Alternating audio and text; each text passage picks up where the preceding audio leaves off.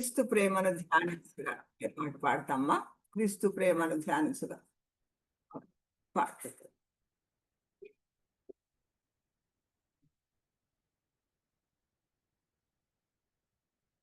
క్రీస్తు ప్రేమను ధ్యానించగా విరిగిన హృదయముతో నేను సాగిలా పడుచునా హృదయార్పణ నర్పింతును క్రీస్తు సముఖమునందునా సాగిలా పడుచునే చేయమని పాడేదను చేయమని పాడేదను చేయమని పాడేదను చేయమని పాడేదను శిరముపై ముళ్ళ కిరీటముంచి దుష్టులను బాధించిరి నిర్దోషమైన కాళ్ళ చేతులపై మేకులతో సిలువకు కొట్టిరి క్రీస్తు సముఖమునందునా సాగిలా పడుచునే చేయమని పాడేదను చేయమని పాడేదను చేయమని పాడేదను చేయమని పాడేదను రక్తము నది వలె పారేగా ఉమ్మి వేసి ప్రభువును కొట్టిరి నన్ను ప్రేమించి విడిపించుటకై అంతయు ఆయనే భరించెను క్రీస్తు సముఖమునందునా సాగిలా పడుచునే చేయమని పాడేదను చేయమని పాడేదను చేయమని పాడేదను చేయమని పాడేదను శపితమైన సిలువపై మరణించి శత్రువును ఓడించెను మహిమతో ప్రభువు తిరిగి లేచి సాతానుని సిగ్గుపరచెను క్రీస్తు సముఖమునందునా సాగిలా పడుచునే చేయమని పాడేదను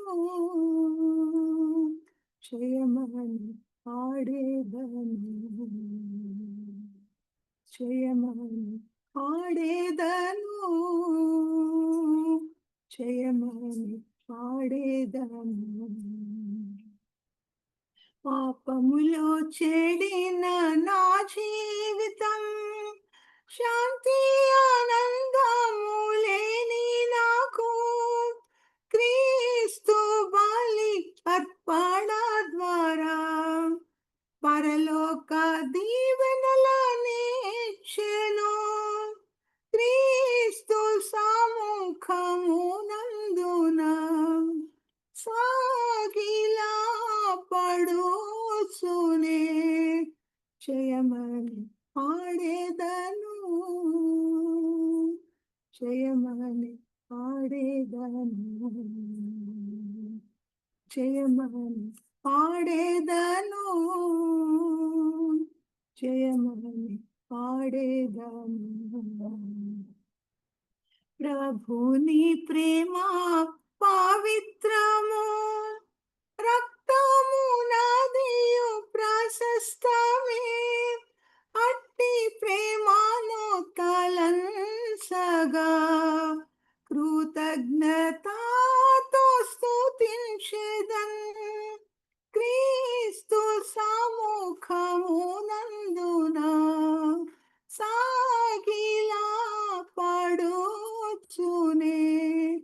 జయమని పాడేదను,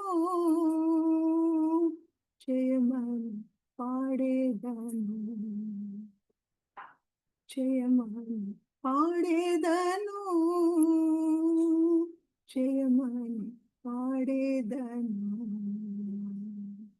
క్రీస్తు ప్రేమను ధ్యానించగా విరిగిన హృదయముతో నేను సాగిలా పడుచునా హృదయార్పణనర్పింతును. Praise the Lord. Praise God, Auntie. Thank you. So I just wanted to introduce Deepa Auntie. Deepa Auntie, God has used Deepa Auntie's son, Brother Williams, to lead my husband to the Lord when they are students in one of the schools in Guntur. So over to you, Auntie, if you can share your testimony as well as God's word with us. Thank you, Auntie. Thank you now. Thank you now. నేను కూడా అందరు కూడా once again I'm praising the lord. అమ్మ మిమ్మల్ని అందరూ కలుసుకోవటం చాలా సంతోషంగా ఉంది. ఎస్పెషలీ మరి బాబుని రమణ్, మీ తర్వాత ఉజ్వల్ అని చాలా ప్రియమైనటువంటి బిడ్డలు, వారిని బట్టి అందుకు సంతోషిస్తున్నాను. అద్భుతమైనటువంటి గొప్ప రక్షణను పొందుటే కాకుండా ప్రభు కొరకు వారి జీవితాలను అప్పగించుకొని ఆవిడ చేస్తున్న సేవ పరిచయం బట్టి అందుకు సంతోషిస్తున్నాను. అట్లాగే చేరి వచ్చిన ప్రతి ప్రియ సహోదరి కొరకు చాలా మరి దేవుని బట్టి స్తుతిస్తున్నాను. May God bless you all తల్లి. నేను ఆ చిన్న సాక్ష్యాన్ని మొదటగా ఒక 10 minutes సాక్ష్యాన్ని పంచుకుంటాను. ఎందుకంటే 10 minutes అయ్యేది కాదు, కానీ జస్ట్ యాజ్ గాడ్ లీడ్స్ నేను కొంచెం పంచుకుంటాను. ప్రేమ తండ్రి, పరిశుద్ధుడైన దేవ, ఘనమైన యేసుక్రీస్తు రాజా, అత్యున్నతంగా హెచ్చించబడిన నీ పరిశుద్ధమైన నామములో తండ్రి, నీ ఘనమైన నామాన్ని స్మరించుకుంటూ, నీ కల్వరి ప్రేమను తలుచుకుంటూ, మాకు అనుగ్రహించిన ఈ గొప్ప విమోచనను బట్టి, ప్రభా రక్షించుకున్న విధానాన్ని బట్టి కోటాన స్తుతులు చెల్లించుకుంటున్నాం. ప్రభా ఇంత ప్రేమ దేవా, ఇంత జాలి, ఇంత కరుణ, ఇంత కనికరం నా పైన మీరు కుమ్మరించి ప్రభా ఆ తండ్రి, నాన్న నీ యొక్క ప్రభా ఆ తండ్రి ప్రేమను వెల్లడిపరుచుకున్న విధానం కొరకు స్తుతించుకుంటూ, అనుగ్రహించిన గొప్ప రక్షణను బట్టి ఏమి ఇవ్వగలనయ్యా. హృదయమార నేను ఆరాధించుకుంటూ స్తుతించుకున్నాను. ఈ సమయం ప్రభు మీ యొక్క నామంలో నాకు అనుగ్రహించబడింది ప్రభా. మీ ప్రియ కుమార్తెలందరితో కలిసి ప్రభా మీ నామాన్ని మహింపరచుకోవడానికి, మిమ్మల్ని ఘనపరచుకోవడానికి, మిమ్మల్ని కీర్తించుకోవడానికి, మిమ్మల్ని ప్రభా మహింపరచుకోవడానికి ఈ నా స్వల్పమైన జీవితంలో మీరు నాకేమైనారో ప్రభా నా తండ్రి అట్టి ప్రేమను కూడా పంచుకోవడానికి ఇచ్చిన భాగ్యం కొరకు స్తుతించుకుంటూ, దేవా నన్ను మరొక్కసారి మీ పవిత్రమైన రక్తంలో కడిగి పరిశుద్ధపరిచి, దేవా నా తండ్రి నన్ను మీ శిలువ చాటున మరుగుపరిచి ప్రభా మాట్లాడు ప్రతి మాట పరిశుద్ధాత్మతో ప్రభా ఆ నడిపింపుతోనే ప్రభా ఉండగలుగుటకు సాయం చేయమని కోరుకు చేరి వచ్చిన ప్రతి బిడ్డను బట్టి మీకు వందనా చెల్లించుకుంటూ ప్రభా మరి సమస్త మహిమ ఘనత ప్రభలు మరొకసారి మీకు ఆరోపించుకుంటూ ప్రభా యేసుక్రీస్తు వారి అతి శ్రేష్టమైన నామములో ప్రార్థించి స్తుతించి ఘనపరిచి వేడుకొనుచున్నాను తండ్రి.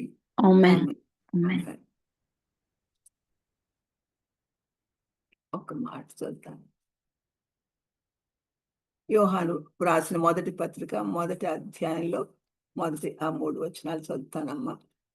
జీవవాక్యమును గూర్చినది ఆది నుండి ఏది ఉండెనో, మేమేది వింటిమో, కన్నులారా ఏది చూచితుమో, ఏది నిదానించి కనుగొంటుమో, మా చేతులు దేనిని తాకి చూచెనో అది మీకు తెలియజేస్తున్నాం.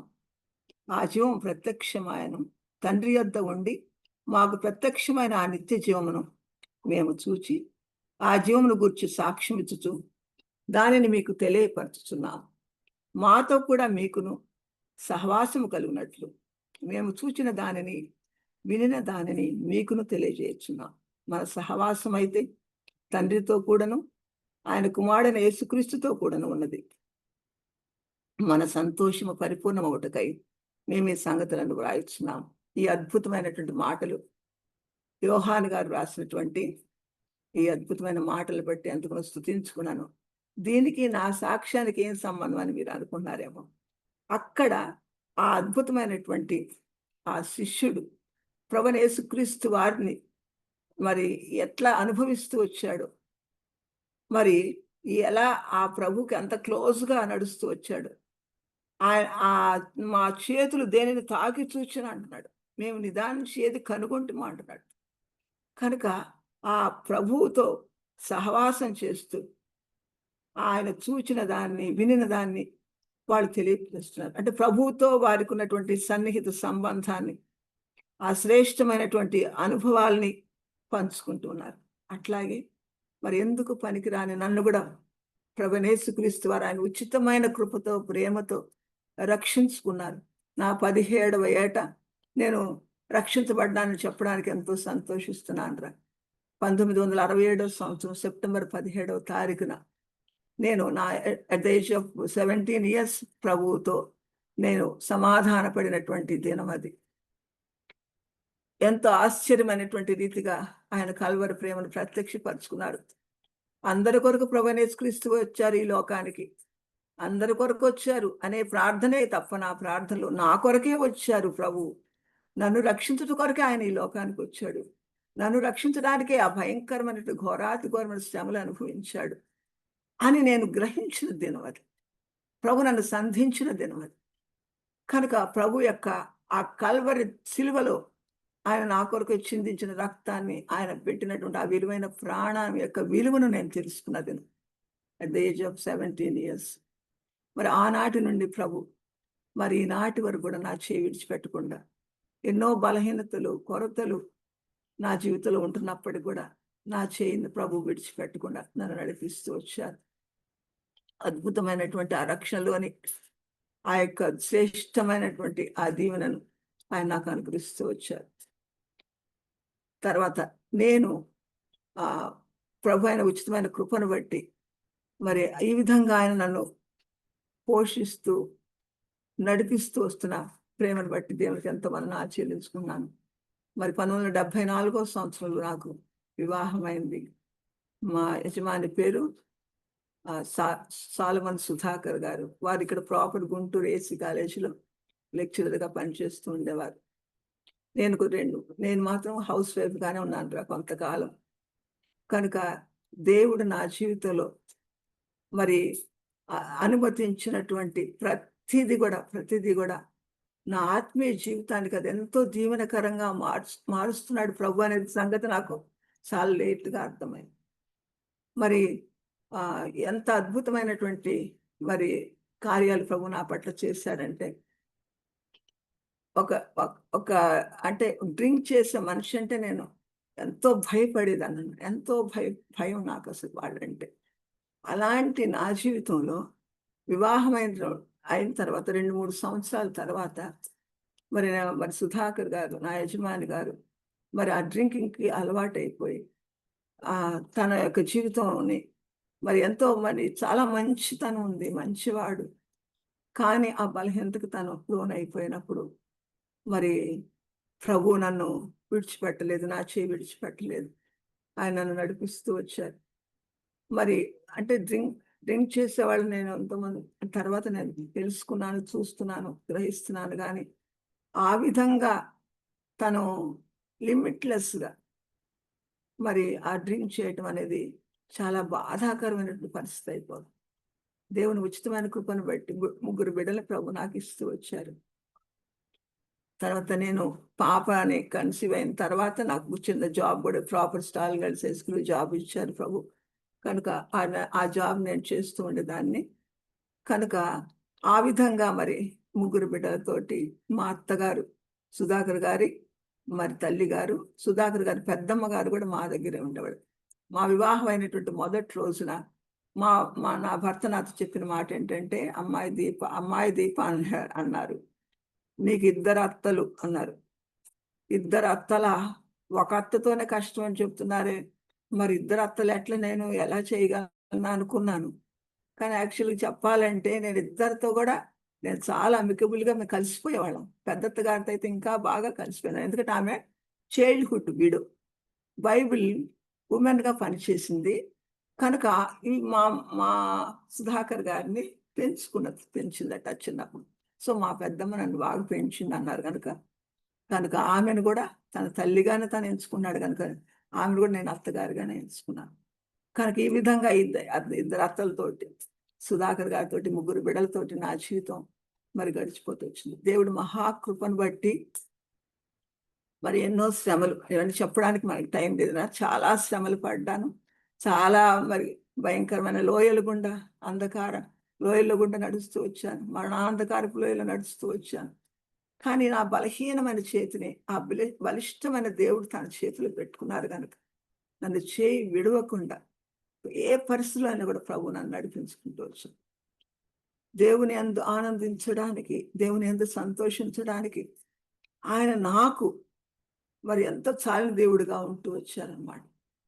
కనుక ఆ విధంగా నేను జీవిస్తా ఉన్న సమయంలో బ్రదర్ అరవిందం గారు 1979వ సంవత్సరంలో VBSకి నన్ను పిలిచి నేను వచ్చినప్పుడు మరి ప్రభువు మరి ఇంత అల్పురాలని ప్రభు ఆయన చిన్న బిడ్డల పరిచయం కొరకు ఎన్నుకున్నారు, ఏర్పరచుకున్నారు. నాకు తర్వాత అర్థమైంది. దైవజనుడి ద్వారా నాకు ఒక క్లోజింగ్ లెసన్ ఇవ్వబడింది VBSలో. ఆ క్లోజింగ్ లెసన్ చెప్పిన తర్వాత బ్రదరు చాలా సంతోషించారు. అమ్మా దేవుడు నీకు మంచి తలాంతునిచ్చారు, నువ్వు సండే స్కూల్ కూడా నువ్వు వాడబడాలంటూ వచ్చారు. ఇది ఒక అద్భుతమైన మలుపు నా జీవితంలో. సండే స్కూల్ పరిచర్య అనేది దైవజనుల ద్వారా మరి నేను పొందుతూ వచ్చాను. సండే స్కూల్ పరిచర్యలో ఎంతో నేను దీవెన ఆశీర్వాదాలు పొందుతూ వచ్చాను. దాదాపు 79 సంవత్సరాల నుంచి నేను సండే స్కూల్ పరిచర్యలో ఉన్నాను. మరి దేవుడు ఒక అద్భుతమైనటువంటి సంగతి ఏంటంటే మాకు మొదటి 3-4 సంవత్సరాలు క్రమంగా హెబ్రోన్ నుంచి మాకు సౌమ్యక్క గారు, తర్వాత చిత్రక్క, తర్వాత కళ్యాణక్క, వీళ్ళందరూ మాకు వచ్చారు VBS టైంకి. కానీ ప్రభు ఒకరోజు నాకు ప్రార్థన చేస్తూ ఉంటే ప్రార్థనలో ఒక చక్కని పాట విత్ ట్యూన్ ప్రభు ఇస్తూ వచ్చారు. అది నేను గబగబా లేచి కూర్చొని దేవుని సన్నిధిలో కూర్చొని ప్రార్థన చేసుకొని నేను రాశాను. అది రాసిన తర్వాత ఆ పాటని అప్పుడు వచ్చినటువంటి ఆ సిస్టర్స్ విని చాలా బాగుంది దీప, చాలా ఆత్మీయంగా ఉందని చెప్పేసి ఆ పాటని వాడుతూ వచ్చారు. ఇక ఆ రోజు మొదలైంది ఆ పరలోకపు మన్నా నా మీద కుమ్మరించబడటం. మరి ఆ సండే స్కూల్ పాటలు VBS కానీ థీమ్ సాంగ్స్ కానీ అన్ని ప్రభు ఉచితంగా మన్నాను కురిపించినట్టుగా కురిపిస్తూ వచ్చారు. ఆ విధంగా ఆ పాటలు మరి వ్రాయడానికి విత్ మ్యూజిక్, నాకు సంగీతమే జ్ఞానమే లేదు. అయితే ఆ రాగంతో పాటు ప్రభు పాటించేవారు. చక్కగా ఆ లెసన్కి తగ్గట్టు పాటించేవారు. ఆ విధంగా ప్రభు నన్ను బలపరుస్తూ వాడుకుంటూ వచ్చారు. తర్వాత నా యజమాని గారు మరి కొంతకాలం మరి మేము ఇద్దరం కలిసి ఒక అద్భుతమైనటువంటి అనుభవం, ఒక 6 నెలలు పరలోకాన్ని నేను చూడగలిగాను సంపూర్ణంగా. చిన్నప్పటి నుంచి బక్సింగ్ గారి ఫెలోషిప్లోనే పెరిగారు. ఆ ఫ్యామిలీస్ అన్ని కూడా బక్సింగ్ గారి ఫెలోషిప్ చెందినవి. ఎంతో మరి అద్భుతంగా మరి ఉండేటువంటి ఆ కుటుంబాల్లో మరి ఆ బిడ్డ అలా తప్పిపోయినప్పుడు, కానీ ఆ బీజం అనేది తనలో ఉన్నది కనుక కొంతకాలం మరి దేవుని పరిచయం చేసుకుంటూ మేము ఉద్యోగాలు చేసుకుంటూ సాయంత్రం అయ్యేటప్పటికి మా అత్తగారు వాళ్ళు ఉండేవాళ్ళు. సాయంత్రం అయ్యేటప్పటికి మేము స్లమ్ ఏరియాస్కి వెళ్ళి వాక్యం చెప్తూ వాళ్ళని ప్రోత్సాహపరుస్తుండేది. నా లైఫ్లో నేను మర్చిపోని దినాలు, నేను అనుభవించిన పరలోకం ఏదన్నా ఉందంటే విత్ మై హస్బెండ్. ఆ 6 months తర్వాత తనకి ఫిట్స్ వచ్చిన ఒక నైట్ ఫిట్స్ వచ్చేసి, ఆ ఫిట్స్ వచ్చినప్పటికీ మరి డాక్టర్ దగ్గర తీసుకెళ్ళినప్పుడు అప్పుడు ఆ డాక్టర్ గారు అన్నారు, మా ఇంటి వెనకే ఉంటారు డాక్టర్ ఆనందరావు గారు, వారు అన్నారు, సుధాకర్ నువ్వెందుకు డ్రింకింగ్ సడన్గా నువ్వెందుకు మానేసావు, అందువల్ల నీకు ఫిట్స్ వస్తున్నాయని చెప్పారు. చూడండి అమ్మా, దేవుడు అంత బలపరిచి వాడుకున్న సమయంలో అపవాది ఓర్చుకోలేక వాడు చేసినటువంటి అది పన్నాగమని నాకు అర్థమైపోయింది. ఇంకా అప్పటి నుంచి మళ్ళీ కొంచెం డ్రింక్ చేయటం మొదలుపెట్టాను. అంటే అట్లా ఇర్రెస్పాన్సిబుల్గా ఉండేవారు చెప్పాలంటే, కానీ చాలా మంచివారు. నన్ను సేవకు ఎంతో ప్రోత్సాహపరిచేవారు. కానీ నేను ఎప్పుడు పోట్లాడటం కానీ లేకపోతే పుట్టింటికి వెళ్ళటం కానీ ఎప్పుడు ఏదో జరగలేదు. అన్నీ కూడా ప్రభు ఇచ్చినటువంటి ఓర్పుతో, సహనంతో ఓర్చుకుంటూ వచ్చాను. తర్వాత మరి చాలా నిందలు, అవమానాలు పడుతున్న సమయంలో నేను ప్రభుతో ఒకసారి అన్నాను, ప్రభా నన్ను ఇట్లా నిందిస్తున్నారు, ముందు ఆ భర్తను మార్చుకోమను అని అంటున్నారు ప్రభా. మరి నా భర్త నువ్వు మార్చవా? నువ్వు మార్చిన దాకా నేను అసలు మందిరానికి కూడా వెళ్ళను, నేను పరిచర్య చెయ్యను ప్రభా. నేను ఇంక వెళ్ళను ప్రభా, నువ్వు మార్చిన దాకానే. మీరు నమ్మర్రా, 10 days దాదాపుగా పరిచర్యకి వెళ్ళలేదు, ఒక వారం మందిరానికి వెళ్ళలేదు, బైబిల్ కూడా నేను చదవలేదు, అంత పనికి మాలిన దాన్ని. కానీ 10 days అయిన తర్వాత ఒక ఉదయకాల సమయంలో ఎందుకో అన్రెస్ట్గా ఉంది. అంటే దేవుని సహవాసం కోల్పోయాను. ఆ బాధ ఏంటో మనకు తెలుసు. దేవునికి ఆ కొన్ని గంటలు, కొన్ని దినాలు దూరం అయితే మనం ఎంత బాధపడతామో మనకు తెలుసు కదా నాన్న. ఆ తెల్లవారుజాము ఎందుకు నేను లేచి మోకరించినప్పుడు అప్పుడు ప్రభు నాతో మాట్లాడుతూ వచ్చారు. ఆ తలంపులు నాతో పెడుతూ వచ్చారు. నేను నీ కొరకు ఎన్ని నిందలు పడ్డాను, ఎన్ని అవమానాలు పడ్డాను.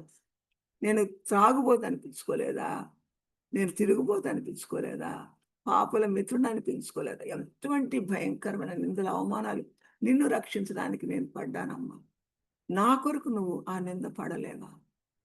ఆ చిన్న చిన్న నిందలు పడలేవా నా కోసం?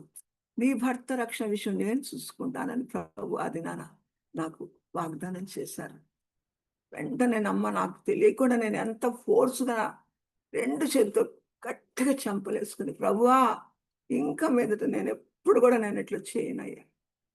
అయ్యా నా ఎదురుకొచ్చి నీ భర్త ఇట్లానే మొహం మీద ఒక ఉమ్మినా సరే ప్రభువా, నేను తుడుచుకొని వెళ్తానే కానీ ఇంకొకసారి నీ పరిచయం మాట, నీతో సహవాసం చేయకుండా ఇంక నేను ఉండలేనయ్యా.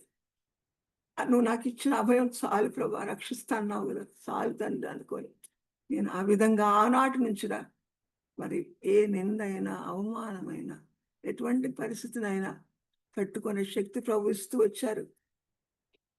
ఎటువంటి పరిస్థితులు ఎదుర్కోవడానికి కూడా ఆయన ధైర్యం మరి నాకు అనుగ్రహిస్తాడు. మన విశ్వాసము ధైర్యముతో కూడినదై ఉండాలన్న వాక్యంలో ఉంది కదా నాన్న. అటువంటి ధైర్యంతో కూడిన విశ్వాసంతో నన్ను నడిపిస్తూ వచ్చారు. ఆ తర్వాత ప్రభు చెప్పినట్టుగానే ఆయన పరిపూర్ణంగా క్షమించుకొని, ఆయన సిద్ధపరచుకొని ప్రభు తన సన్నిధిని పిలుచుకున్నారు.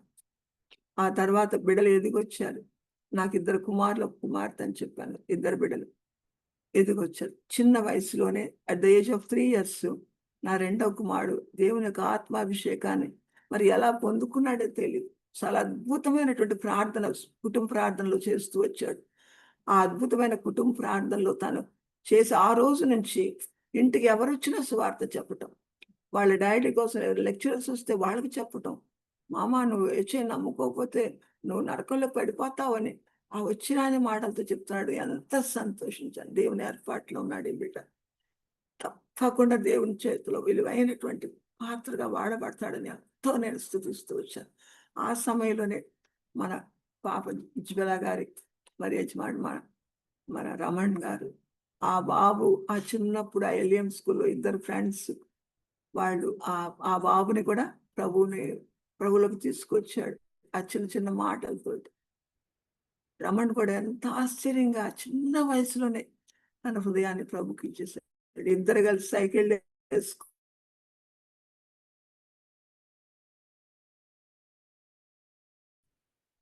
తను కూడా దేవునికి దూరమైనాడు.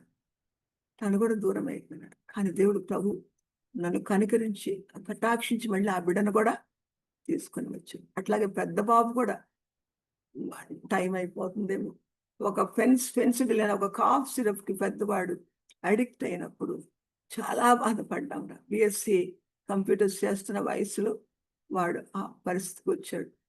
నాకు తెలిసినప్పటికి చాలా లేట్ అయిపోయింది. ఎందుకు ఇట్లా నిద్రపోతున్నాడు, కాలేజ్కి రాత్రి చదువుతున్నాడు వాడు రూమ్లో అనుకున్నాం.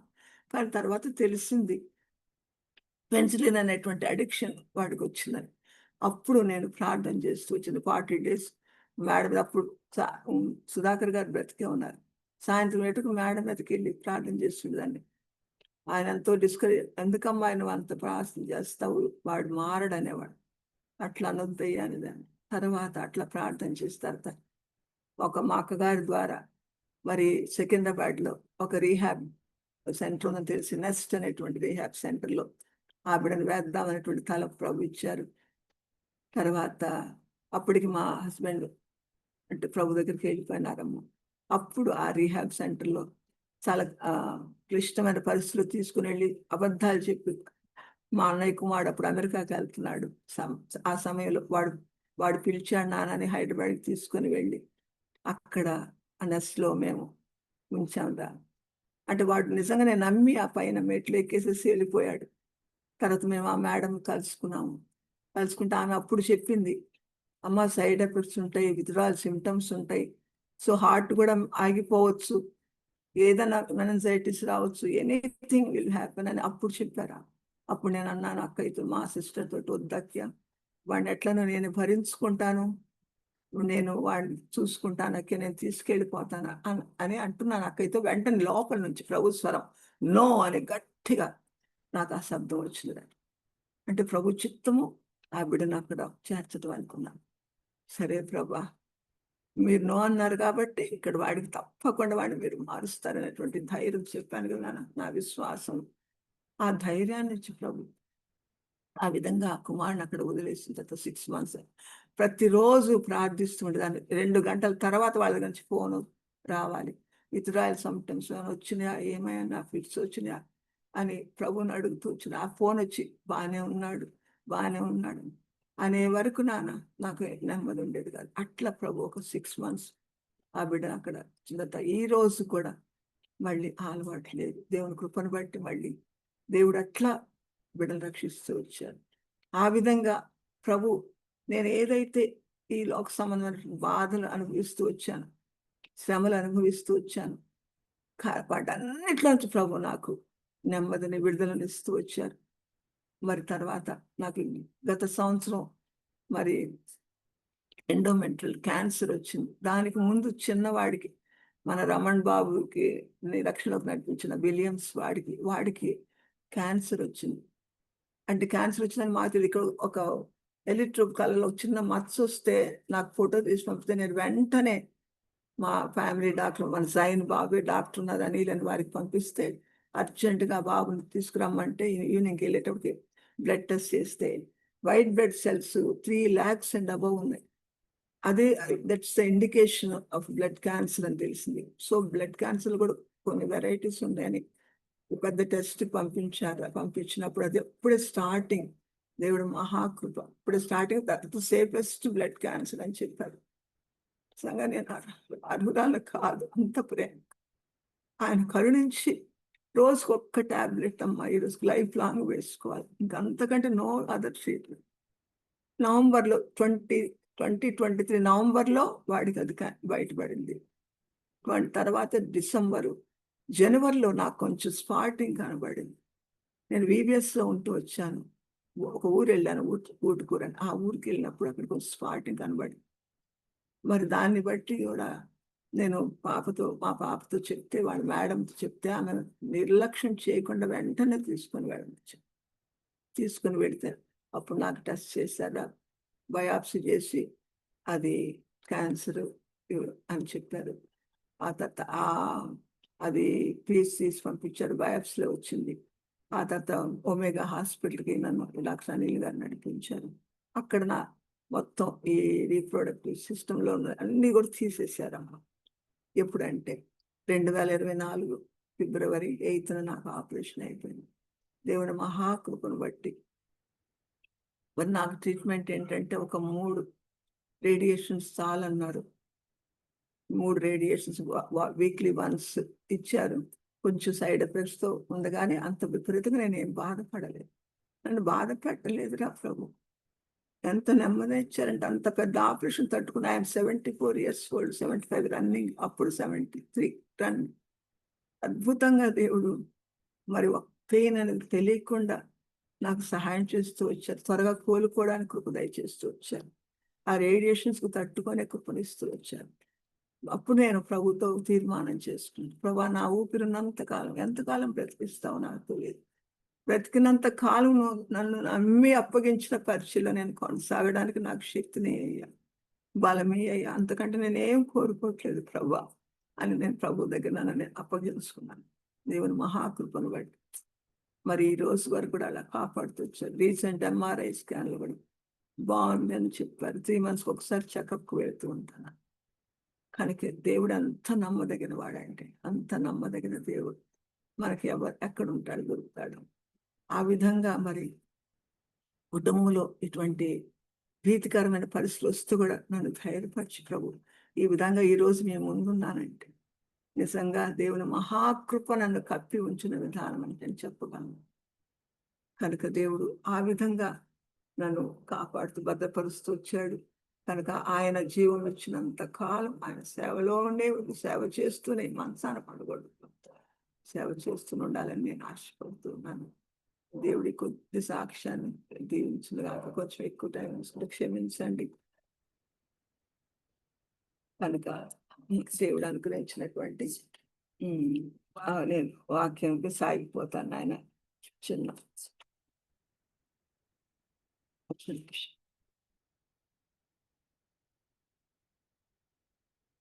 దేవుడు ఈ యొక్క ఈరోజు బాబు చెప్పారు మొన్న, ఆంటీ ఇలా స్త్రీల కొడుకు జరుగుతానికి మీరు కొంచెం సాక్ష్యం కొంచెం వాక్యం పంచుకోమని చెప్పారు.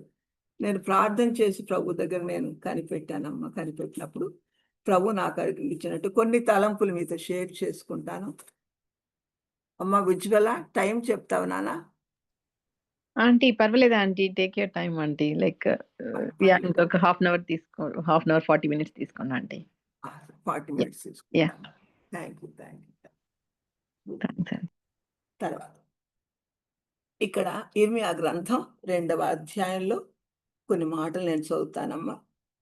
17వ వచనం, ఇర్మియా గ్రంథం, book of Jeremiah, chapter 2 verse 17 and 18. నీ దేవుడైన యెహోవా నిన్ను మార్గంలో నడిపించుచుండగా నీవు ఆయనను విసర్జించుట వలన నీకు నీవే ఈ బాధ కలుగజేసుకుంటివి కదా. నీవు షీహోరు నీళ్లు త్రాగుటకు ఐగుప్తు మార్గంలో నీకేమి పని ఉన్నది? యూఫ్రటీస్ నది నీళ్లు త్రాగుటకు అష్షూరు మార్గంలో నీకేమి పని ఉన్నది? నీ దేవుడైన అంతవరకు మనం చదువుకున్నాం నాన్న. ఇక్కడ ఒక చక్కని మాట ప్రభు చెప్తున్నారు. ఎవరిని గద్దిస్తున్నారు, ఎవరికి బుద్ధి చెప్తున్నట్టుగా ఉన్న ఈ మాటలు ఒక్కసారి మనం ఆలోచించినట్లయితే, అంటే దేవుడైన యెహోవా ఆయన తన మార్గంలో మనల్ని నడిపిస్తున్నప్పుడు మనం ఏం చేస్తామట, ఆయనను విసర్జించటం వలన నీకు నీవే ఈ బాధ కలుగు చేసుకుంటూ కదా. అంటే ఏదో బాధలో వేదనలో ఉన్న దానిని బట్టి ప్రభు మాట్లాడుతూ వచ్చారు ప్రవక్త ఇర్మియా గారి ద్వారా. మరి దీన్ని ఈ వచనాన్ని ఆధారం చేసుకొని నేను చదువుతున్నప్పుడు నాకు నయోమి గుర్తొచ్చింది. రూతు గ్రంథంలో ఉన్నటువంటి నయోమి గుర్తొచ్చింది. ఒకసారి మనం ఆ రూతు గ్రంథానికి మనం వెళదాంరా. రూతు గ్రంథంలోకి వెళ్ళినప్పుడు అక్కడ ఆమె భర్త ఎలీమెలెకు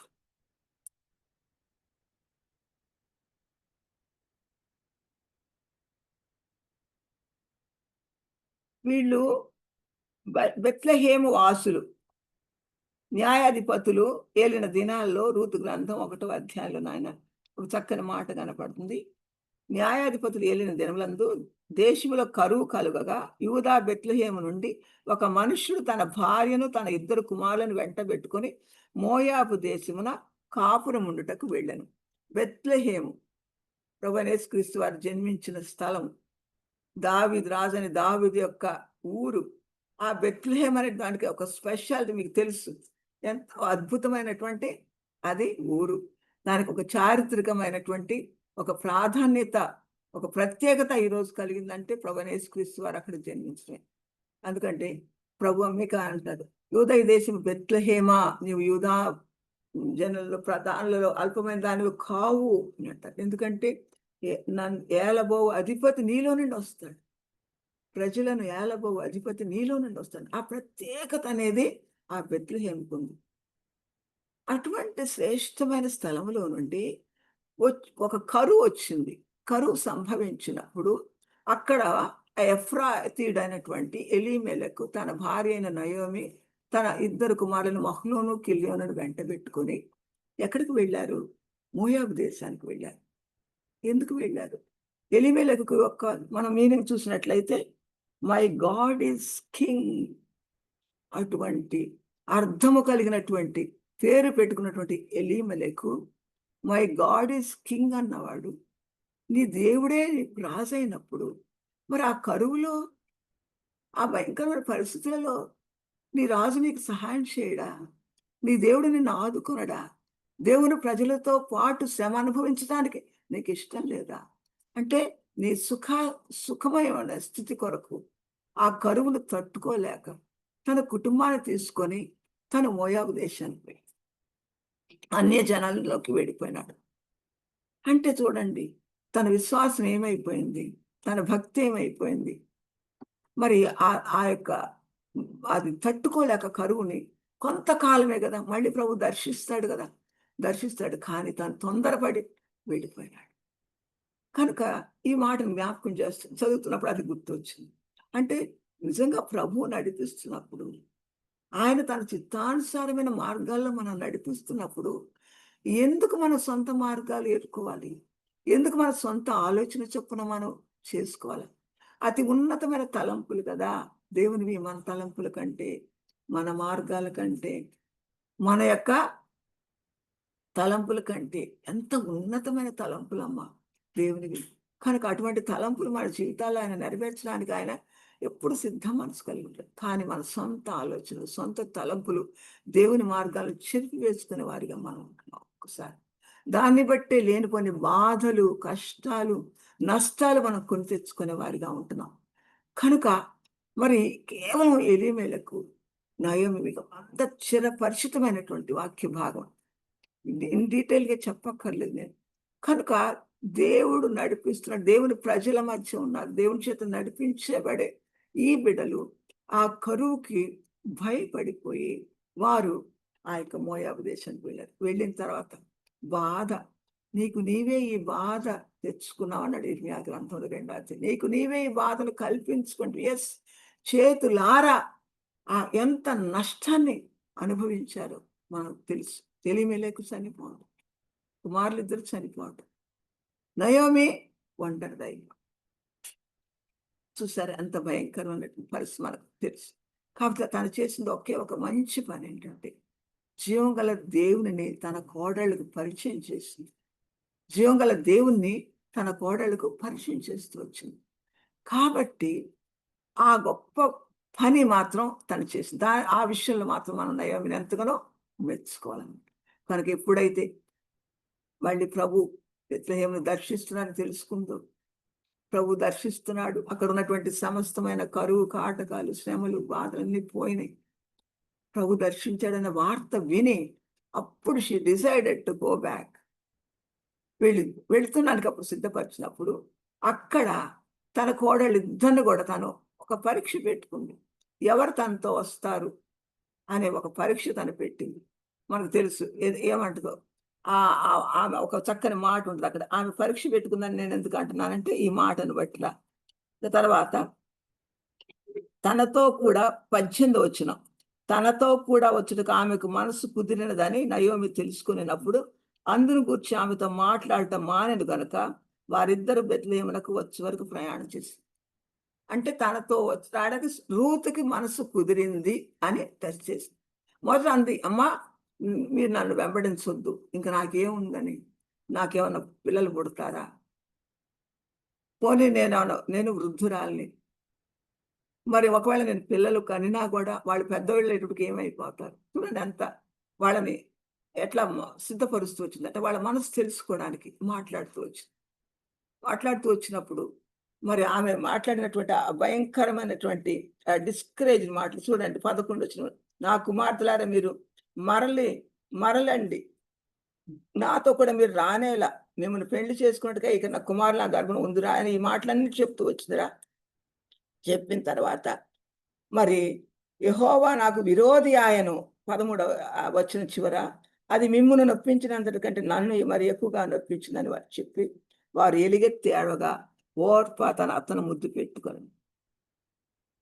చూసారా, ఇక్కడ ప్రభుని బ్లేమ్ చేస్తుంది. తన సొంత మార్గాల్లో తన భర్త నడిచి తను ఎంతో నష్టాన్ని పొందుకోవటం దేవుని బ్లేమ్ చేస్తుంది. మనం కూడా కొన్ని సందర్భాల్లో మనం కూడా కొన్ని బుద్ధిహీనమైనటువంటి పనులు చేసుకొని దానివల్ల వచ్చినటువంటి ఫలితాన్ని మనం అనుభవిస్తున్నప్పుడు మనం అవలీలగా దేవుడిని బ్లేమ్ చేస్తాం. అట్లా చేయకూడదు కదా. కనుక దేవుడు ఎప్పుడు కూడా కీడు చేసే దేవుడు కాదు. ఆయన ఎప్పుడు కూడా మిస్గైడ్ చేయడు. నిజంగా ప్రభు మీద మనం 100% ఆనుకొని ఆధారపడితే ఆయన తప్పకుండా ఇదే త్రోవ దీనిలో నడువు అన్నట్టుగా ఆయన మన వెనక ఒక స్వరాన్ని వినిపింపజేసి ఒక రైట్ వేలో రైట్ పాత్రలో మనల్ని నడిపించే దేవుడుగా ఉన్నాడు. కనుక దేవుని యొక్క ప్రజలతో కష్టం అనుభవించకుండా తొందరపడి లోక సంబంధమైనటువంటి మరి ఆ శరీర సంబంధమైనటువంటి ఆ శ్రమను తట్టుకోలేక వాళ్ళు మోయాబుకి వెళ్ళటం వల్ల ఎంతో నష్టాన్ని పొందుతుంది. కానీ తన చిన్న కోడలు రూత్, కానీ ఆమె ఎంత డిస్కరేజ్డ్గా మాట్లాడినా, ఎంత డిసప్పాయింటెడ్గా మాట్లాడినా తను మాత్రం ఫర్మ్గా నిలబడింది. గట్టి డెసిషన్ తీసుకుంది రూత్. ఎంత గట్టి డెసిషన్ తీసుకుందంటే, నీ దేవుడే నా దేవుడు అంది, నీ జనమే నా జనం అంది. కనుక నువ్వు ఎక్కడుంటే నేను అక్కడ ఉంటాను, నువ్వు చచ్చిపోయిన చోట నేను కూడా పాత పెట్టబడడానికి ఇష్టపడతానని అంత అంత చక్కని డెసిషన్ తను అంత స్ట్రాంగ్గా తీసుకున్నప్పుడు అప్పుడు ఆమెను తనతో పాటు తీసుకొని వెళ్ళి. కానీ అక్కడ నేను రూతుని గురించి ఆలోచిస్తుంటారా, నిస్వార్థంగా ఆ బిడ్డ మరి ఆ డెసిషన్ తీసుకుంది. తనకేదో మేలు దొరుకుద్దా, లేకపోతే తనకేదో మరి తన జీవితం బాగుపడుద్దని కొన్ని ఆ ఉద్దేశంతో అయితే తను వెంబడించలేదు. జీవం గల దేవునిని దేవుడిగా కలిగినటువంటి ప్రజలకి తను ఆ ప్రజల్లోకి వెళుతున్నానని సంతోషం ఆ బిడ్డకుంది. తన అత్త పరిచయం చేసినటువంటి ఆ లివింగ్ గాడ్ని తను కూడా తన హృదయంలో స్వీకరించింది కనుక, ఆయన ఘనపరుస్తుంది కనుక ఆమెతో కూడా వెళ్ళడానికి, దేవుని ప్రజలతో కలిసి జీవించడానికి తను వెళ్తుంది. తన భవిష్యత్తు ఎలా ఉంటుందో తనకు తెలియదు.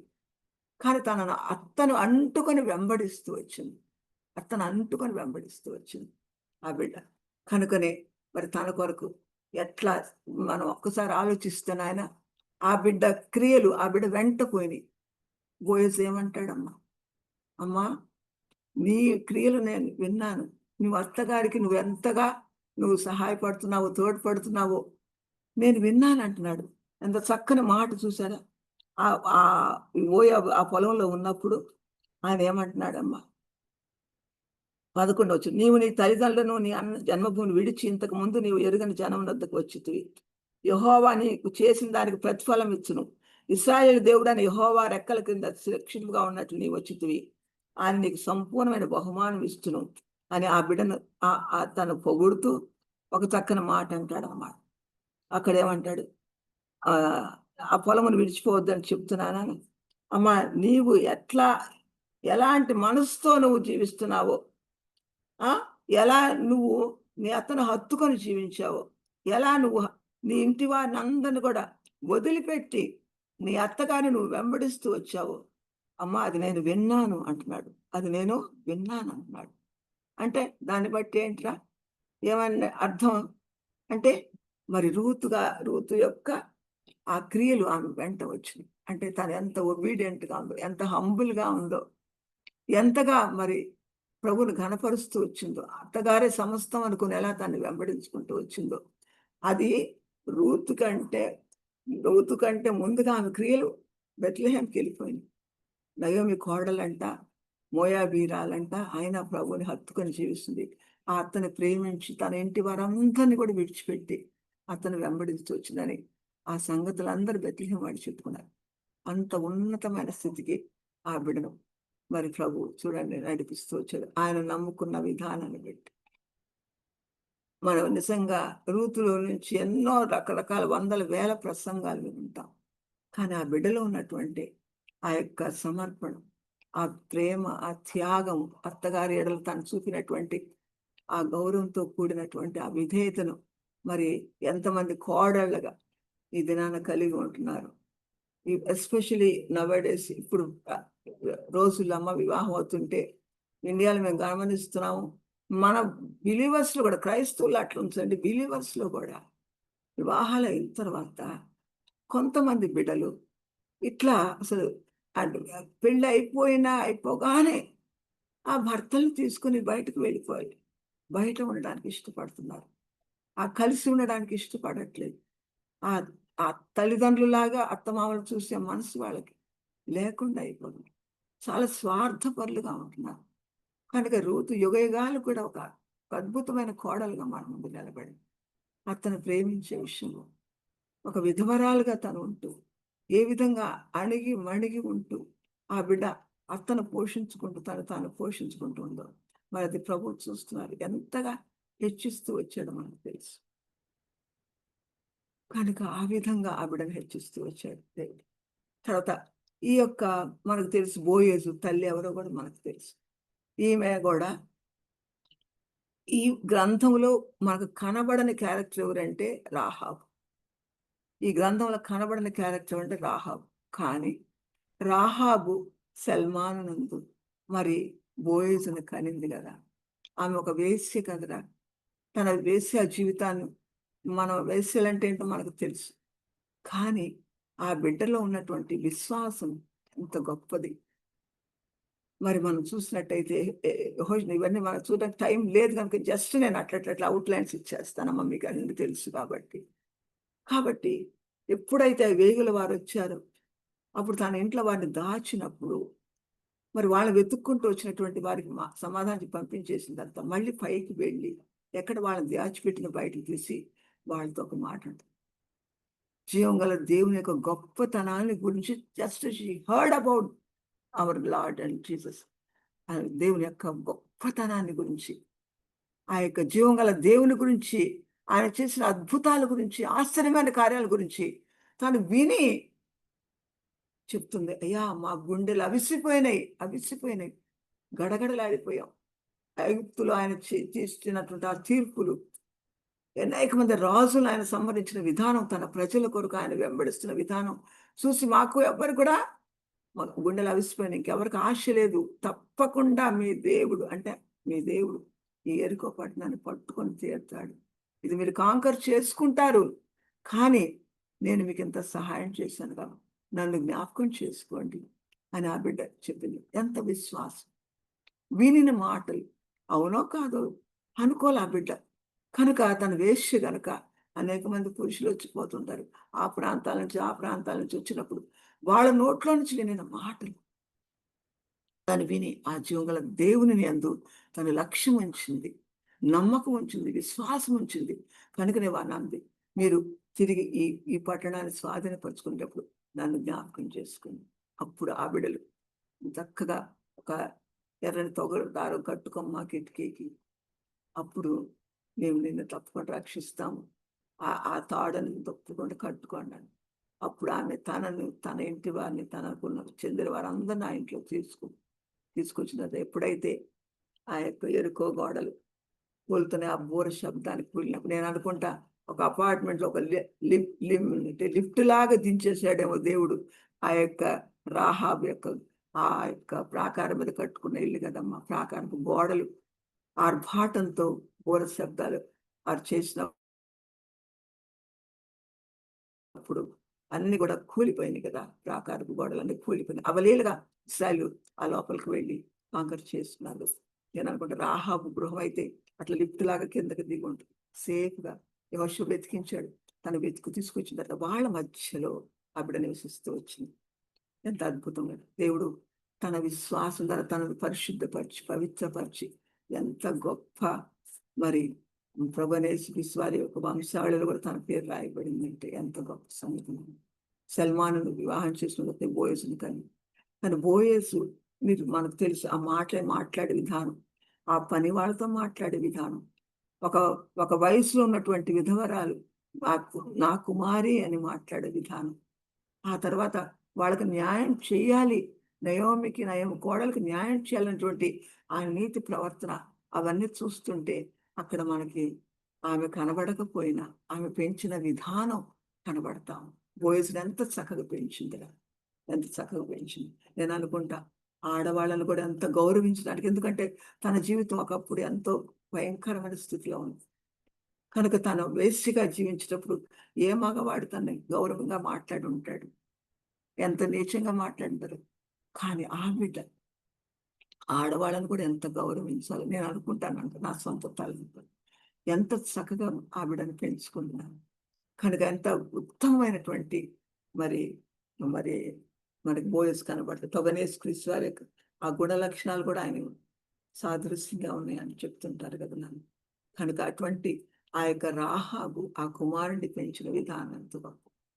కనుక బెత్లెహేములో ఈ యొక్క రూతు కానీ, ఈ రాహాబు కానీ, ఈ నయోమి అయితే బెత్లెహేమును విడిచిపెట్టి మోయాబుకు వెళ్ళిపోయింది. కానీ మరి రాహాబు కానీ తర్వాత రూతు కానీ ఆ అన్య దేశాన్ని విడిచిపెట్టి వారు దేవుని ఇంటికి చేరగలిగారు. ఎంత అద్భుతంగా! కనుక సొంత మార్గాలు, సొంత తలంపులు అనేది అది మంచిది కాదు. ప్రభుకే మనం అప్పగించుకున్నప్పుడు ఆయన మహాకృపను బట్టి ఆయన మనల్ని నడిపించే గొప్ప దేవుడిగా ఉంటాడు. కనుక మనకు శ్రమలు సంభవించినప్పుడు మరి దేనిని బట్టి శ్రమలు వస్తాయి? శ్రమలు రావడానికి ఎన్నో కారణాలు ఉంటాయి. కొన్ని ప్రభు అనుమతించే శ్రమలు ఉంటాయి. కొన్ని మన బుద్ధిహీనతను బట్టి మనం తెచ్చుకునేటువంటి శ్రమలు ఉంటాయి. ఏ శ్రమలు ఎలాంటివో మనకి తెలిసిపోతుంది. ఏ శ్రమలు ఎందుకు వచ్చినా తెలిసిపోతుంది. కానీ ఏదేమైనా ప్రభు యొక్క మరి అనుమతించి మన జీవితంలోకి వచ్చినటువంటి ఏ శ్రమ అయినా అది మనకి ఎంతో శ్రేష్టమైన మేలును మనకు అనుగ్రహిస్తుంది. ఈ సమయంలో నేను చెప్తుంటే పరిశుద్ధాత్మ దేవుడు పౌలు గారిని జ్ఞాపకం చేస్తున్నాడు. ఇప్పుడు మీరు ఆయన జ్ఞాపకం చేస్తున్నాడు. మరి మనకి 2వ కొరింథీయులకు రాసిన పత్రిక 12వ అధ్యాయం 9వ వచనం చేస్తే ప్రభు మరి పౌలు గారి యొక్క మరి జీవితం ఎంత భయంకరమైనటువంటి జీవితం కలిగినటువంటి సౌలుగా తను ఉన్నప్పుడు పౌలుగా మార్చబడిన తర్వాత ఆ యొక్క నవీన స్వభావాన్ని ప్రభు తనకి ఇచ్చిన తర్వాత ఏమని చెప్పాడు? పూర్వము నుండి పాడు చేసి వచ్చిన దాన్ని ప్రకటించడానికి దేవుని కృపను పొందుకున్నాడు. ఇంకా ధైర్యంతో ఒక మాట చెప్పాడు. క్రీస్తు ప్రభు వారు తన శరీరంలో తన వంతు తన బాధ అనుభవించి మిగిలిన వాటిని నేను భరిస్తున్నాను, నా శరీరంలో ఉన్నాడు. ఎంత ధైర్యంగా మాట చెప్పగలిగాడు అంటే సంఘము కొరకు ప్రభు చిందించినాడు పవిత్రమైన రక్తం, ఇచ్చిన వెలువల ప్రాణం మనుషులు రక్షించడానికి, ఆ రక్షణ సువార్తను మోసుకెళ్ళడానికి పౌలు గారు ఎంత ప్రయాసపడుతూ వచ్చారు. ఆ 27 పత్రికల్లో దాదాపు 14 పత్రికలు ఆయన వ్రాయడానికి దేవుడు సహాయం చేస్తూ వచ్చాడు. ఎంత గొప్ప పరిచయం చేశాడు. శిష్యుల కంటే కూడా ఘనమైన పరిచయం ఆయన చేస్తూ వచ్చాడు. ఆయనకున్న ప్రత్యక్షతలు ఎక్కువ కదా. అక్కడ అంటాడు, నాకు ఒక ముళ్ళు ఉంది అన్నాడు. ఒక ముళ్ళు పెట్టాడు. నేను ముమ్మారు వేడుకుంటే కూడా ఆ ముళ్ళు తీసివేయబడలేదు. ఎందుకంటే దేవుని చిత్తము. అక్కడ ప్రభు అంటాడు 3 సార్లు ప్రార్థన చేస్తే కూడా అది తీసివేయలా. ఆయన ద్వారా ఎంతమంది స్వస్థపరచబడుతున్నారు, ఎంత అద్భుత కార్యాలు, ఆశ్చర్య కార్యాలు ప్రభు చేస్తున్నాడు పౌలు గారి ద్వారా. అయితే కూడా ప్రభు మరి ఆ బిడ్డకు ఆ ముళ్ళు వచ్చినప్పుడు మరి ప్రభు తీసివేయలేదు. ఆయన ఏమంటున్నాడు? ఆ 2 కొరింథీ 12:9 ఏమన్నాడమ్మా? నీ బలహీనతలు యందు నా శక్తి పరిపూర్ణమవుతుంది అన్నాడు. నా శక్తి పరిపూర్ణమవుతుంది. కనుక అట్లా ఇంకా మానేశాడు. ఇంకా అడగటం మానేసేసాడు. ఏం పట్టుకున్నాడు? ఓహో, నేను ఈ బాధ, ఈ నొప్పితోటి నేను ఏం నొప్పి రాయబడలేదు కానీ ముళ్ళు అన్నాడు. ముళ్ళు శరీరంలో గుచ్చుకుంటే కలుక్కు కలుక్కు కలుక్కుమంటా ఉంటుంది. ఎటు తిరిగినా కూడా, ఎటు చేసినా, ఏ పని చేసినా ముళ్ళు గుచ్చుకుంటూ ఉంటుంది కదా నాన్న. అది తనకు అంత బాధను, ఇబ్బందిని పెడుతుంటే కూడా ఇంకా మళ్ళీ మాట్లాడాల ప్రభు. ఇంకా నోరు తీయమని అడగలేదు. ఎందుకంటే అక్కడ ప్రభు ఒక చక్కని మాట చెప్పాడు. బలహీనతల యందే నా శక్తి పరిపూర్ణమవుతుంది అనుకున్నాడు. చాలు అనుకున్నాడు. ఇంక ప్రభా, నీ శక్తి నాలో పరిపూర్ణం అయితే ఇంకా నాకు అంతకంటే కావాల్సింది ఏంటి? నేను ఈ బలహీనత యందే ఉండడానికి నేను ఇష్టపడుతున్నాను. ఈ బలహీనత యందే నేను కొనసాగడానికి ఇష్టపడుతున్నాను ప్రభా. ఏం తక్కువ వాడమ్మా పౌలు గారు. తను అతిశయించడానికి ఎన్నో కారణాలు ఉన్నాయి. ప్రభు దర్శనాలు చూసిన వాడు. తర్వాత ఆయన ప్రత్యక్షతలను గురించి చెప్పాలంటే ఎన్నో ఉన్నాయి అంటున్నాడు. కనుక మరి ఆయన ఆకాశమునకు కొనుపోబడిన అనుభవాలు ఉన్నాయి. శరీరంతో కొనుపోబడ్డాను, మరి ఎలా కొనుపబడి నాకైతే తెలియదు. కానీ అక్కడికి వెళ్ళి అక్కడ ఉండి తను చూసినటువంటి ఆ శ్రేష్టమైనటువంటి ఆ దర్శనాలు కానీ, ఆయన వినిన మాటలు కానీ నేను మళ్ళీ వివరించడానికి కూడా ఏ మనిషి కూడా పలకకూడదు. అటువంటి అద్భుతమైనటువంటి శరీరంతో పోయాడో తెలీదు, ఆత్మతో వెళ్ళాడో తెలీదు. ఆయన పరదేశకు వెళ్ళేది తెలుసు, పరలోకంలో ఉన్నాడు తెలియదు. ఆయన కళ్ళారా చూసి వచ్చాడు. ఎంత ఉన్నతమైన స్థితి ప్రభు ఇస్తే కూడా అటువంటి భక్తుని కూడా ఈ ముళ్ళు తీసేయడానికి దేవుడు ఇష్టపడ్డా. ఎందుకంటే ఇక్కడ ఆ ముళ్ళు పెట్టిన విధానం నాకు కలిగిన ప్రత్యక్షతలు బహు విశేషముగా ఉన్నందున 7వ వచనం, నేను అత్యధికంగా హెచ్చిపోకుండా నిమిత్తము నా శరీరంలో ఒక ముళ్ళు నేను అత్యధికంగా హెచ్చిపోకుని నిమిత్తం నన్ను నలగొట్టుకు సాతాను యొక్క దూతగా ఉంచబడను. అది నా యొద్ద తొలగిపోవాలని దాని విషయం ముమ్మారు వేడుకుంటుని, అందుకు నా కృప నీకు చాలును. బలహీనత యందు నా శక్తి పరిపూర్ణమవుతున్నదని ఆయన నాతో చెప్పాను. కాగా క్రీస్తు శక్తి నా మీద నిలిచి ఉండే నిమిత్తం విశేషంగా నా బలహీనతల యందు నేను బహుగా సంతోషిస్తున్నాను. ఇది నాన్న, అమ్మా, నువ్వు విశ్వాసివి, ప్రభు రక్తంలో కడుగబడిన బిడ్డవి. నిన్ను ప్రభు నీకు రక్షణ వస్త్రాన్ని ధరింపచేశాడు. నిన్ను దీవించి ఆశీర్వించాడు. నీతిని అనే పై బటన్ నీకు ధరింపజేశాడు. ఇక్కడ మీ వాక్యం వింటున్న ప్రతి బిడ్డ కూడా మీ మీ యొక్క రీబర్త్ సర్టిఫికేట్ మీకు తెలుసు. ఏ దినాన మీరు ప్రభు మిమ్మల్ని సంధించాడో, ఏ దినాన ప్రభుకు మీ హృదయం జీవితాన్ని అప్పగించారో, ఏ దినాన మరి ప్రభు యొక్క జీవ గ్రంథంలో మీ పేరు రాయబడిందో, దాన్ని బట్టి మనం ప్రతిరోజు స్తుతిస్తుంటాం, సంతోషిస్తుంటాం కదా నాయన. కనుక ఆ రక్షణ వస్త్రాన్ని ధరింపచేసిన దేవుడు, ఆ నీతి అనే పై బట్టను మనకు ధరింపచేసినటువంటి దేవుడు. మరి 61 యెషయా గ్రంథంలో ఉంటాయి ఈ మాటలన్నీ.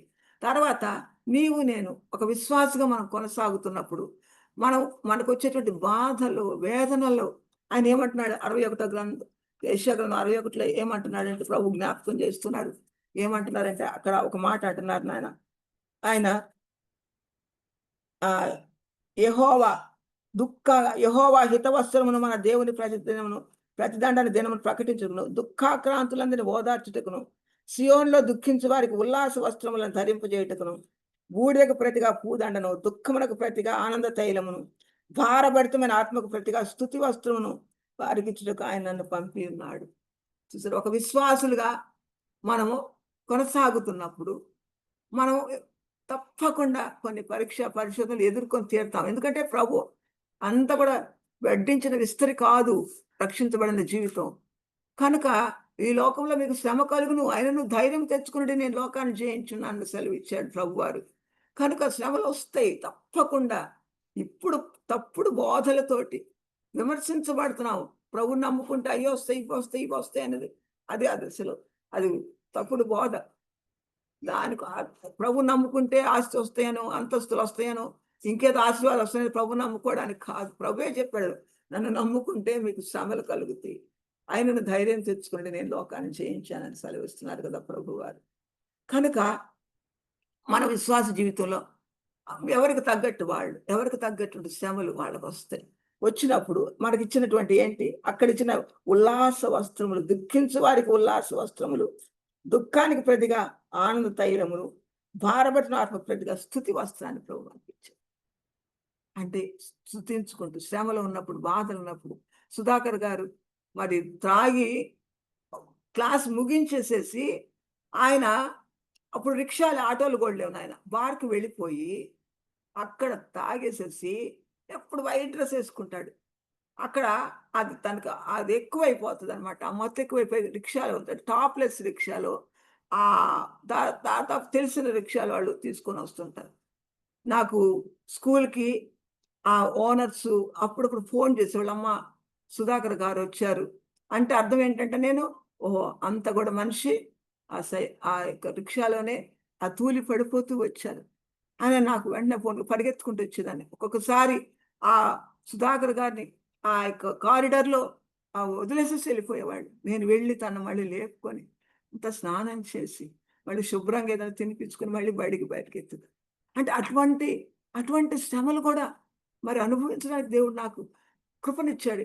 ఎందుకంటే భారభరితమైన ఆత్మకు ప్రతిగా స్తుతి వస్త్రం ఇచ్చాడు, బాధలో ఉల్లాస వస్త్రాన్ని ఇచ్చాడు. ఎందుకంటే ప్రభు ఇచ్చిన రక్షణ ఆనందం సాతాను దొంగిలించలేడురా. ఆ ఆనందం, ఆ సంతోషం మనలో స్థిరంగా ఉంటుంది. ఏ కలవరమైనా, ఏ కలత వచ్చినా, ఇప్పుడు బిడ్డ ఉజ్వలంగా సాక్ష్యం ఏంటంటే అసలు గుండెలు అవిసిపోతాయి. అసలు మామూలు సాక్ష్యం అది, మామూలు సాక్ష్యం అమ్మా బిడ్డది. ఎంత అద్భుతమైన సాక్ష్యం, ఎంత సంతోషంతో స్వీకరించారా వాళ్ళు ఆ శ్రమని, ఆ బాధని. బాధ లేక కాదు నాన్న, హృదయాంతరంగములలో దేవుడు వారికి ఇచ్చినటువంటి ఆ నెమ్మది, ఆ ఉల్లాసం, ఆయనని బట్టి ఇచ్చిన సంతోషము అలా వాళ్ళని అట్లా చేసింది. దుఃఖమునకు ప్రతిగా ఆనంద తైలమును ఇచ్చాడు ప్రభు. కనుకనే ఇన్ని శ్రమలు భరిస్తూ నిలబడుతూ వచ్చారు బిడ్డలు. ఈ దినాన మరి రమణ్ణి కూడా దేవుడే అభిషేకించుకొని వాడుకుంటున్నాడండి. ఆ బిడ్డ ఎడల దేవునికున్న ఉద్దేశం. వీటన్నిటి కారణం ఏంటంటే తెలుసా?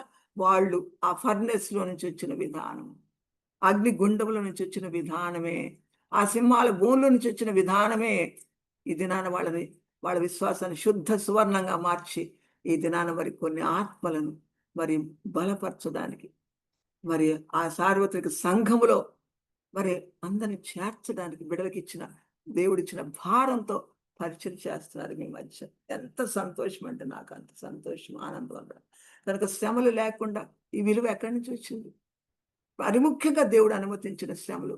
నిన్ను ప్రేమించే కదా గద్దించేది.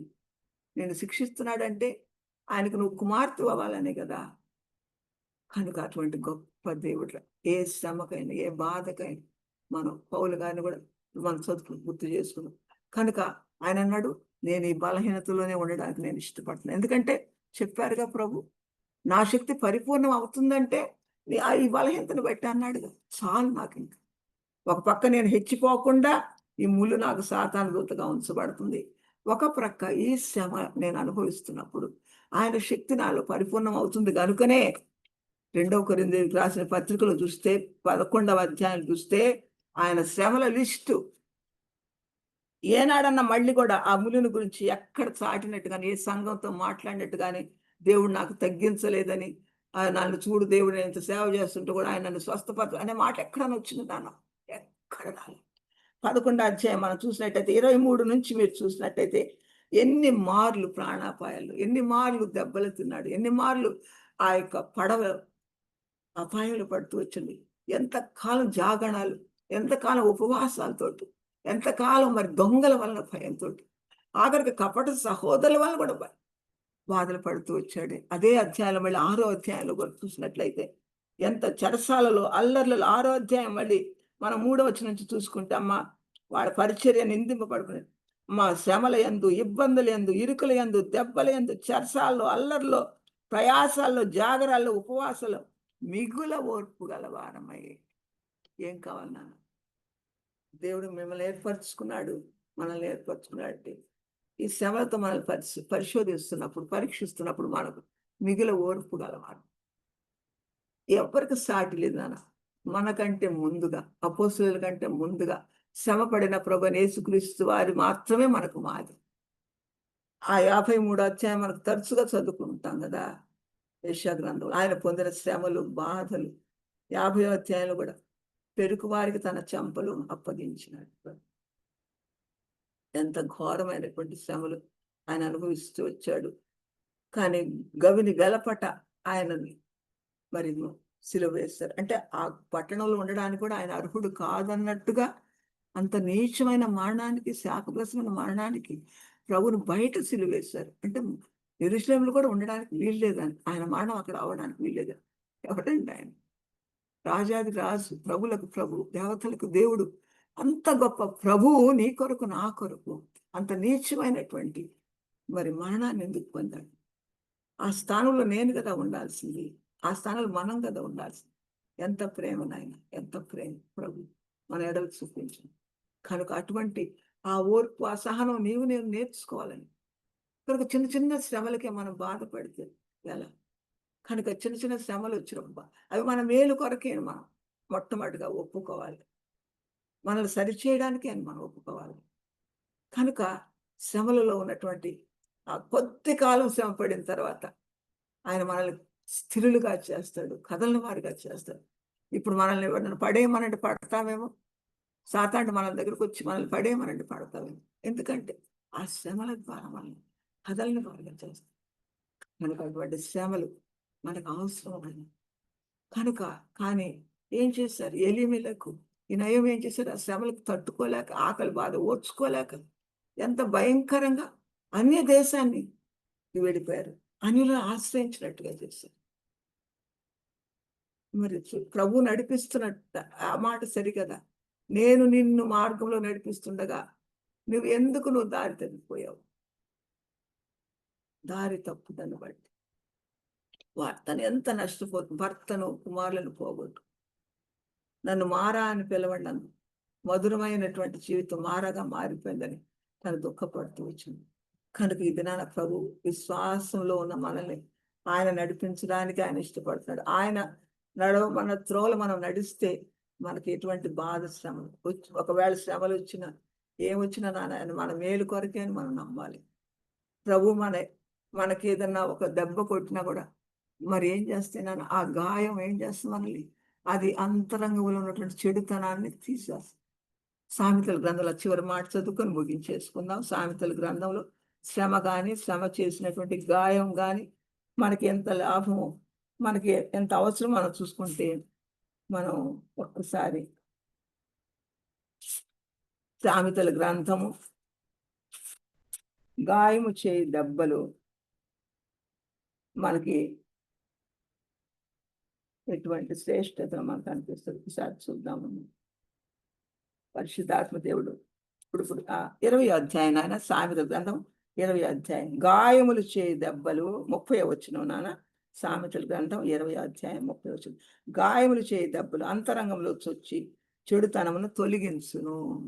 సో నీకెందుకు గాయం అవుతుందంటే, ఎందుకు శ్రమ వస్తుందంటే అంతరంగంలో ఉన్నటువంటి ఏదన్నా ఉంటే ఇంకా రెసిడ్యూ ఆ చెడుతనాన్ని బయటకు తీసుకొచ్చేస్తాను. ఇక్కడ ఒక గడ్డ ఉందనుకోండి, నేను ఆ గడ్డతో ఎంతకాలం నేను ఆయింట్మెంట్లు పూసుకుంటా ఉంటే ఎంతకాలం నేను బాధపడాను. అదే నేను డాక్టర్ దగ్గరికి వెళ్ళి అది కట్ చేయించుకుంటే అది పూర్తిగా తీసివేస్తే నేను ఐల్ బి ఫ్రీ కదమ్మా. కానీ అలాంటిది ఒక్కొక్కసారి శ్రమ చేసే గాయం మన అంతరంగంలో ఉన్నటువంటి ఏదైనా దేవునికి వ్యతిరేకమైన దాన్ని అది తొలగించడానికి కూడా ప్రభు అనుమతిస్తాడు. అంత మాత్రమే కాదు, ఉన్నతమైన స్థితికి తీసుకెళ్ళాలి శ్రమల ద్వారా.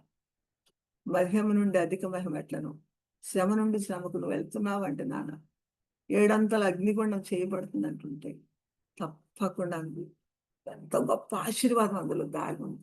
ఏదో బలమైన రీతిలో ప్రభు నిన్ను వాడుకోబోతున్నారు మనం గమనించాలి. కనుక ఎట్టి శ్రమలకు కూడా మనం భయపడకూడదు. కనుక మనము మన తలంపులు కానీ ఆలోచన కానీ ఉద్దేశం కానీ సొంత మార్గాలు నడిచి వాటి నుంచి మనం బయటపడాలని ఎప్పుడు కూడా కోరుకోండి. ఆయన చిత్తం ఏమండదు, ఆయన చిత్తానికి మనం అప్పగించుకొని శ్రేష్టమైనటువంటి ఆ నిత్యత్వంలోనికి మనం ప్రవేశించే అంతవరకు కూడా ఆయన చిత్తానుసారంగా మన జీవితాన్ని మలచడానికి చెక్కడానికి మనం ఒప్పుకొనవలసిన వారమైన.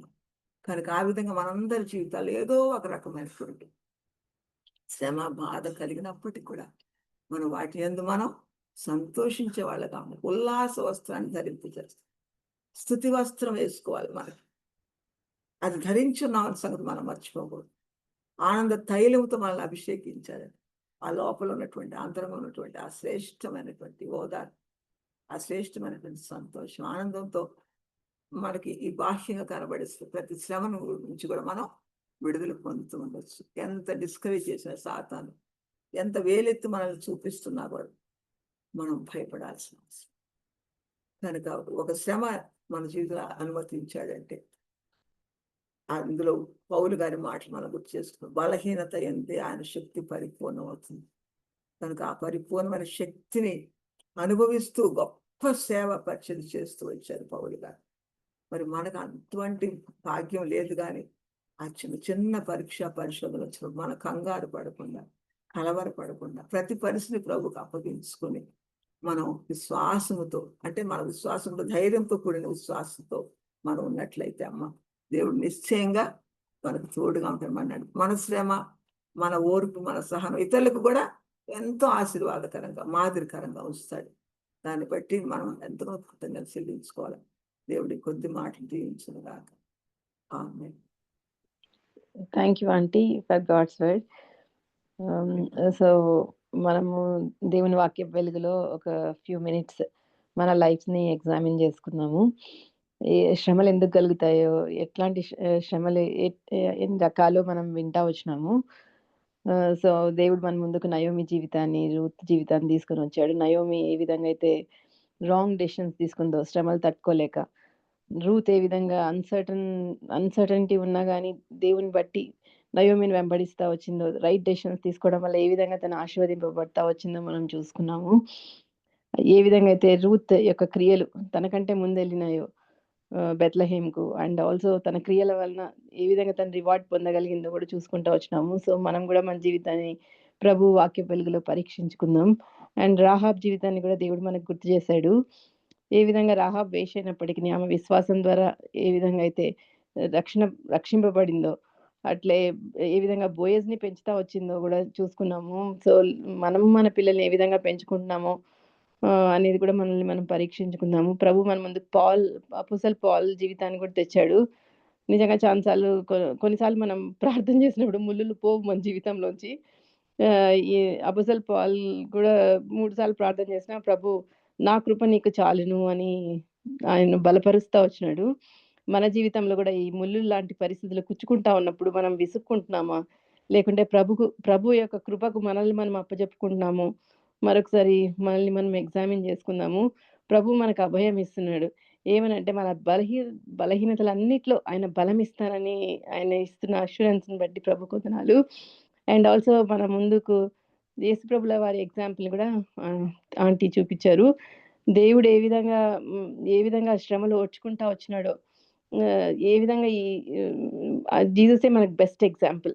అండ్ ఆల్సో ఈ శ్రమల ద్వారా ఏ విధంగా మనకు ఓర్పు అనే వర్చ్యూ మనలో అది జరుగుతుందో మనం నేర్చుకుంటా వచ్చినాము. అండ్ కొంచెం కాలమే, ఏ శ్రమలైనా కొంచెం కాలమే శ్రమ పడిన పిమ్మట తానే మిమ్మల్ని పూర్ణులనుగా చేసి స్థిరపరిచి బలపరచును అని ప్రభు వాక్యం ఉంటుండగా, మనము మన జీవితంలో ఒక్కొక్కరికి ఒక శ్రమ, రకరకాల శ్రమలు. ఈ పరిస్థితులన్నిట్లో మనం ప్రభు వైపు చూద్దాము. ఒకవేళ రాంగ్ డెసిషన్స్ వల్ల మనం శ్రమలో ఉంటే మనల్ని మనం పరీక్షించుకొని సరి చేసుకుందాం.